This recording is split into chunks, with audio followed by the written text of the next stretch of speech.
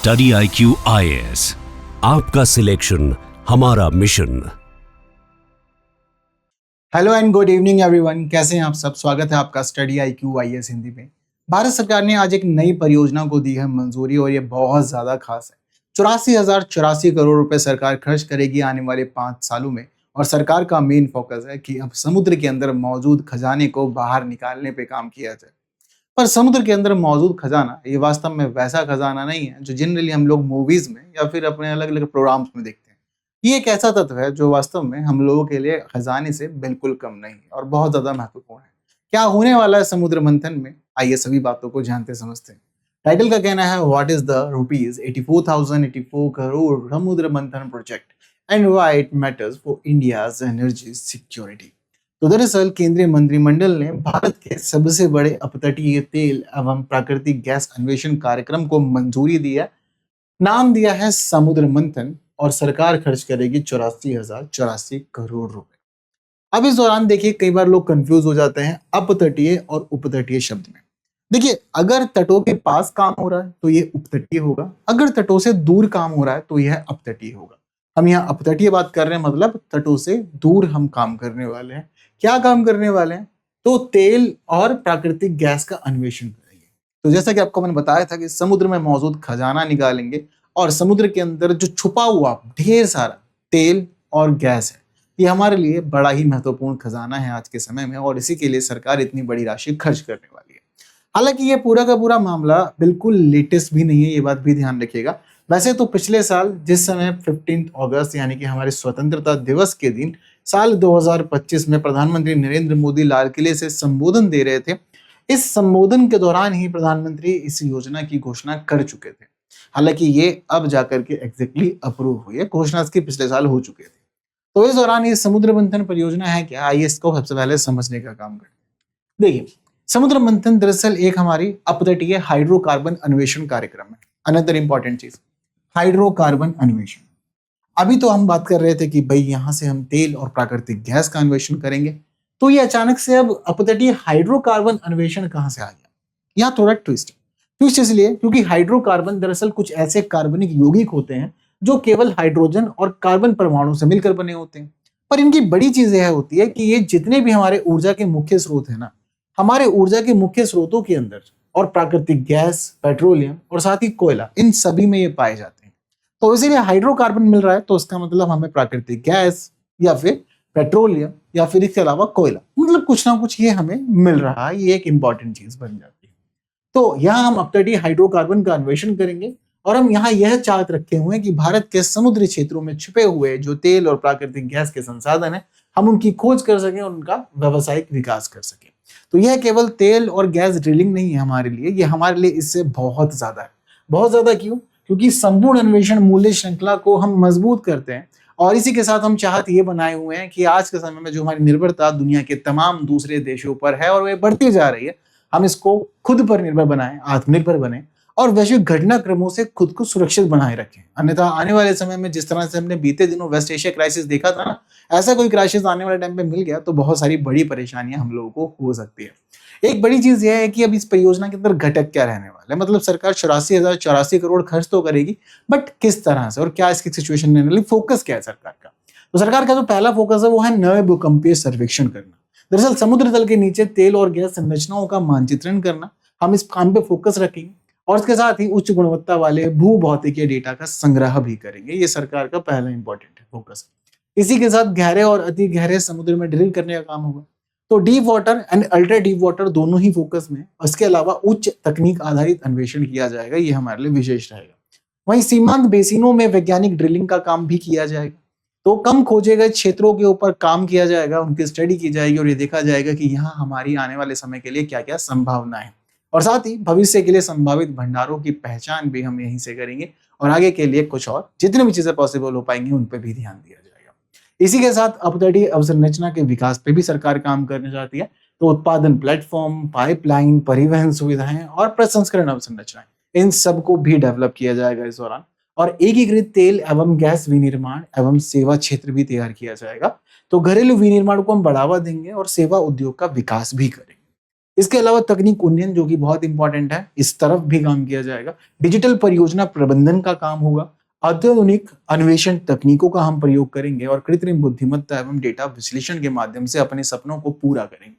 इसी के साथ रोजगार जनरेट होगा, विदेशों से इन्वेस्टमेंट हम लोग अट्रैक्ट करेंगे और इस प्रोजेक्ट को सक्सेसफुल बनाएंगे। टारगेटेड ईयर है हम लोगों का 2030-31। इतने समय तक ये पूरा का पूरा प्रोजेक्ट चलने वाला है और बहुत सारी अपेक्षाएं और उम्मीदें सरकार को इस प्रोजेक्ट से है। बट एक बड़ा प्रश्न, और वो यह है कि दुनिया में प्राकृतिक गैस और तेल दोनों की ही डिमांड बहुत ज्यादा है।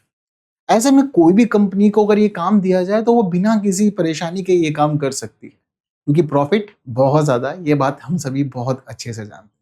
जब इस सेक्टर में इतना कुछ खास छिपा हुआ है, उसके बावजूद सरकार को इतना बड़ा अमाउंट खर्च करने की क्या जरूरत पड़ रही है? 84,084 करोड़ अपने आप में बहुत ज्यादा बड़ी वैल्यू है। तो सरकार को ऐसी क्या जरूरत पड़ी कि भाई प्राइवेट सेक्टर से को पैसा खर्च करने की जगह सरकार खुद इन्वॉल्व हो? देखिए, दरअसल जब बात हो रही है अपतटीय ड्रिलिंग की, तो इस दौरान चीजें होती हैं लक बाय चांस। मिला मिला, नहीं मिला नहीं मिला। अब मिला मिला नहीं मिला नहीं मिला, इस दिशा में कभी भी प्राइवेट कंपनीज काम नहीं करेंगी, क्योंकि प्राइवेट कंपनीज हमेशा डेडिकेटेड होती हैं प्रॉफिट के ऊपर। वो चांस नहीं खेलती हैं कि मिलेगा या नहीं मिलेगा, कर लेते हैं। उनको पता है कि चीजें पूरी बदल सकती हैं। तो ऐसे में अब समुद्र के अंदर कुओं की ड्रिलिंग करना, पहचान करना, मानचित्र करना, डाटा एनालिसिस करना, ये बहुत खर्चीली विधि होती है। और इसी खर्चीली विधि के अंदर आपको सब चीजें प्राप्त होंगी या नहीं, इसकी कोई गारंटी नहीं है। और यही कारण है सरकार के इतने बड़े निवेश करने का। तो गहरे समुद्र के अंदर जो ये अन्वेषण का काम है, ये बहुत ज्यादा महंगा होता है। सफलता की गारंटियां होती नहीं है, बहुत महंगी तकनीकें लगती हैं और जोखिम बहुत ज्यादा है।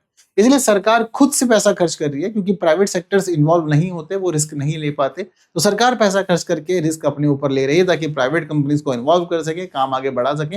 और जितनी भी चीजें होंगी फिर बाद में, उसके बाद तो बेनिफिट रहेगा ही रहेगा, क्योंकि प्राइवेट सेक्टर इनिशिएट नहीं कर रहे तो गवर्नमेंट को तो इनिशिएट करना पड़ेगा। क्योंकि इतना तो हमें पता है कि भंडार बहुत सारे हैं, बट एग्जैक्टली कहाँ, इसके लिए थोड़ा मेहनत लगेगी। अब इस दौरान जब 84,084 करोड़ खर्च हो रहे हैं, तो इस पैसे को किस तरह खर्च किया जाएगा, ये वाली बात भी आपको पता होनी चाहिए। दरअसल ये 84,084 करोड़ ऐसे ही नहीं अलॉट कर दिए गए हैं। यहाँ पर डिवीजन है फैक्टर्स के आधार पर कि कहाँ कितना पैसा लगेगा।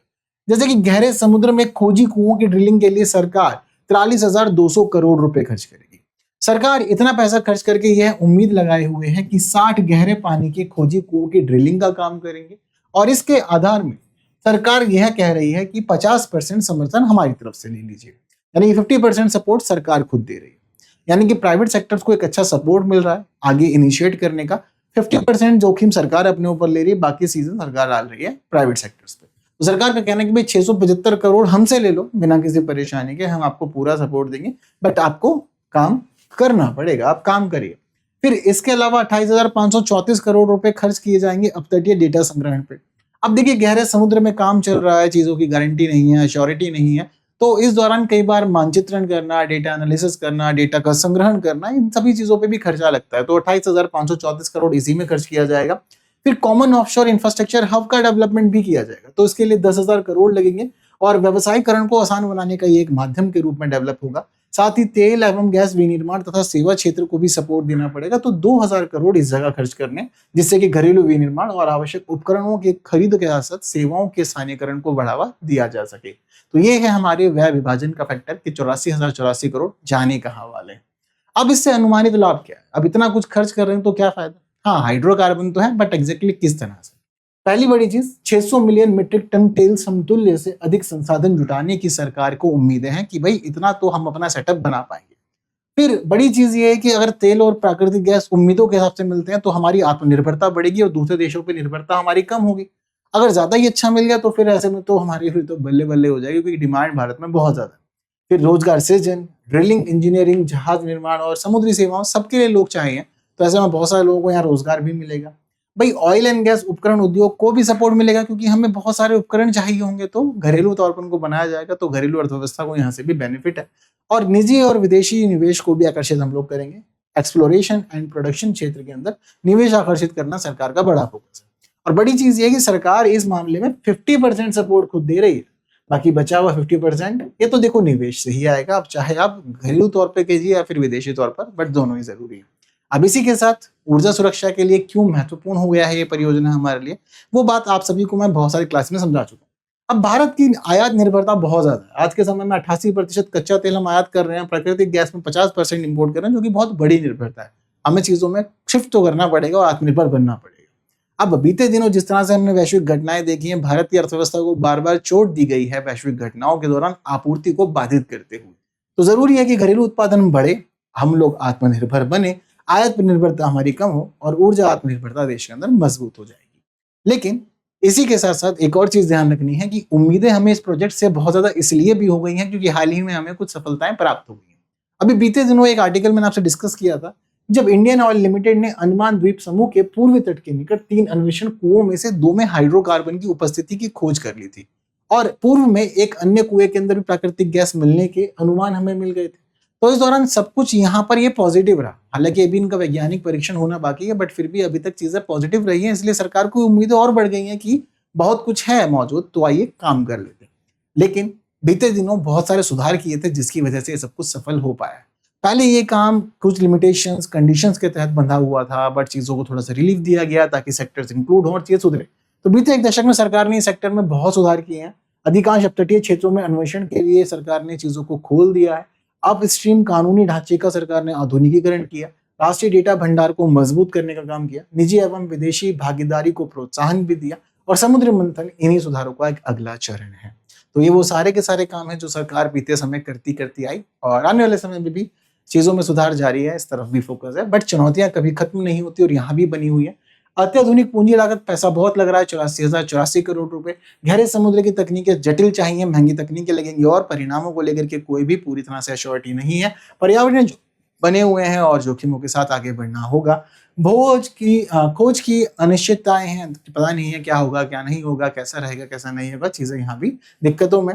और उत्पादन शुरू होने में कई वर्ष लगते हैं, ये भी चीज है। पहले आप ड्रिलिंग करेंगे, फिर पता लगता है कि अगर कंफर्मेशन है कि हाइड्रोकार्बन मौजूद है तो वैज्ञानिक परीक्षण, फिर उसके बाद टेक्नोलॉजी स्टैब्लिश करके वहां से निष्कर्षण का काम करना, तो काफी टाइम टेकिंग प्रोसेस हो जाता है। और वैश्विक तेल कीमतों में उतार चढ़ाव भी जारी रहता है, जिससे कि और परेशानियां बनी रहती है। तो यही सारी चीजें इंपॉर्टेंट है जो रखना है ध्यान। बट समुद्र मंथन आपके लिए बहुत ज्यादा इंपॉर्टेंट है। एक बड़ी बात यह भी है कि स्टडी IQ ने आपके लिए शुरू की थी एक सेल, और सेल में आपको बहुत सारे खास मौके दिए थे। और फिलहाल मैं आपको बताना चाहता हूँ कि 27, 28, 29 के लिए टारगेटेड बैचेस अवेलेबल हैं और आज है एडमिशन का लास्ट डे एक नए बैच में, जो नया बैच मॉर्निंग बैच शुरू हो रहा है आप लोगों के लिए। तो जुड़िए इस नए बैच में 27, 28, 29 जो भी आपका टारगेटेड ईयर है उसका बैच आप ले सकते हैं। स्मार्ट मॉडल पे क्लासेस मिलेगी, तो स्ट्रक्चर क्लासेस 1000 से अधिक घंटे की, जहां पूरा सिलेबस कवर होगा, आंसर राइटिंग से करंट अफेयर सब कुछ पढ़ाया जाएगा आपको, पहले बेसिक फिर एडवांस। मेंटरशिप की सुविधा भी मिलेगी, इसके अलावा असेसमेंट दिए जाएंगे। मेंटरशिप इसके अलावा आप लोग की रिवीजन भी कराई जाएगी, जो कि बहुत ज्यादा जरूरी है, और टेस्ट के माध्यम से आप खुद को एवेल्युएट भी कर सकते हैं। सब कुछ आपको मिलेगा। तो जुड़िए, तैयारी कीजिए, अच्छे से आगे बढ़िए स्टडी IQ IAS हिंदी के साथ। बट इस दौरान आप चाहते हैं कि डिस्काउंट भी मिले, फी रिफंड भी हो और प्रीलिम्स क्लियर हो जाए, तो आपको कोड यूज करना पड़ेगा और वो कोड है KL Live कोड। अगर आप ये कोड यूज करते हैं तो आपके लिए चीजें ज्यादा स्मूथ रहेंगी और अच्छी हो जाएंगी। इसी के साथ एक बड़ी चीज ये है कि आप मेरे साथ भी जुड़ सकते हैं अलग अलग प्लेटफॉर्म पे, और क्लासेस की अपडेट तो मैं आपको टेलीग्राम चैनल पे दे ही देता हूं, तो बिल्कुल आप जुड़ सकते हैं मेरे साथ मेरे टेलीग्राम पे। सो फिलहाल इस सेशन को शेयर कीजिए, बाकी सभी के साथ जुड़े रहिए, पढ़ते रहिए, सीखते रहिए, समझते रहिए, चलते रहिए आइए, और उम्मीद करते हैं कि आपको सफलता भी जल्द मिलेगी।